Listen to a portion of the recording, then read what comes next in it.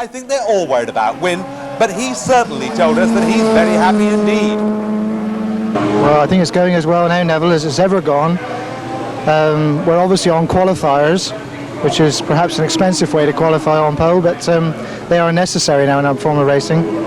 As far as the race is concerned, what about the race rubber though? I would suggest we're going to lose at least a second on qualifying time, but I should think we should be able to do 20 laps without the tyres going off. Will this apply to the other chaps as well, in the Rovers and the Capris? Have they been on qualifiers, do you reckon? Well, I believe they all have. I would have thought so. Win Percy with the Mazda in pole position. And in spite of the cheery wave, I'm quite sure that you will see that the eyes betray the strain. Stern concentration from Jeff Allam in the middle of the front row in the number 1 Rover. Car number 9, but it's the number 1 works car. And the man who's won the last 2 races, Pete Lovett, officially the test driver, very definitely in with the chances. On go the Reds, we wait for the Greens. And a tremendous effort being made here not to creep. And a beautiful start, a lovely start there, and it's Percy straight away into the lead. Allam tries to slot in behind him. They're very, very tightly packed indeed. They go up the straight now towards Redgate. A definite advantage at the moment for the Mazda. Remember, it's small capacity, only 2.3 litres, and they come down the hill then. Down the hill towards the old hairpin, through the Kramer curbs, 2 cars touch, but down for a moment or two, out of sight, up now towards Coppice, and it's Allam in the lead. Allam in the lead as they come towards Coppice. Right on his tail, it's still the Mazda. Then another Rover raising the dust there for all he's worth, but it's still Allam almost on the grass there in his efforts to keep up there. Win Percy keeping the pressure on. There's dust everywhere.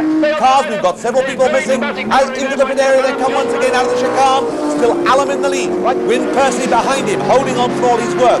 Both these cars, of course, prepared by Tom Walkinshaw, but racing as if their life depended upon it, and the contract for next year probably.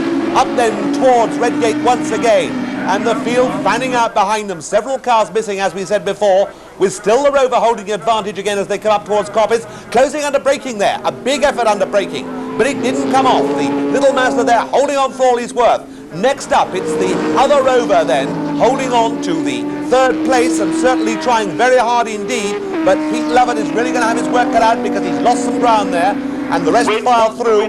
Here come the leaders once again. It's still Jeff Allam, still tucked in behind him, Win Percy with the Mazda, then Pete Lovett, and Gordon Spice a long way behind. I reckon he must have been caught in that mess up on the first lap. Out once again at Coppice, still the Rover, the tail sliding wide there. Almost put it on the grass. That's just the sort of chance that Win Percy is looking for. Win Percy then, keeping the pressure on all the way. Spice trying to make up ground. And through there goes another of the Capris as we wait for the leaders. Here they come, through the chicane once again. And this time it looks to me as if a big effort's going to be made with the next pack coming through past us now. But I think any minute now we're going to see a change of lead. Here they come, it's still the Rover holding on. But it can only be a matter of time. The pressure that's been placed upon young Jeff Allam at the moment is absolutely tremendous. Through they come again. This, in fact, is the other Mazda, the one with a big amount of damage on the door, Chuck Nicholson, and yes, he's done it. Yes, this time in the lead, it's Win Percy with the Mazda. Behind him, falling back a little bit then, Jeff Allam. And Allam trying all he knows at the moment to keep up, but that's 2 back markers, in fact, behind him at the moment. It's not the 2nd, 3rd place cars, in fact, close together, and Allam's off. Allam is off the road. Let's see that incident again in replay.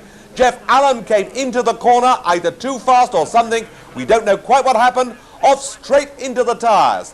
Thankfully, we saw him climb out of the car. In your picture, indeed, in the repeat, you can see it there. But Jeff Allam out of the race. So Win Percy, all on his own in the lead with the Mazda, pulled well away from the opposition.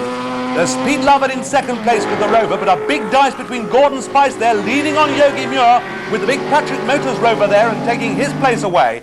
But Percy then coming along for the last time then, up now towards Coppice Corner, brakes, changes down. A superb line on his way to victory, just touching the curb. Out now onto the straight, there goes the Rover Capri battle. Andy Rouse in front there, but Win Percy then comes up to win the race.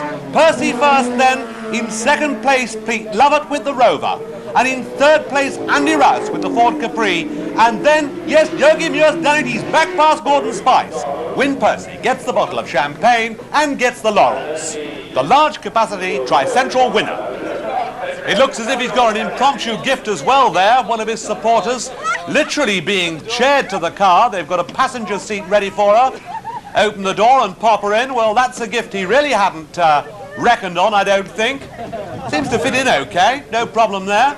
I bet he doesn't part exchange that when he gets her back to the garage, so away goes Win Percy.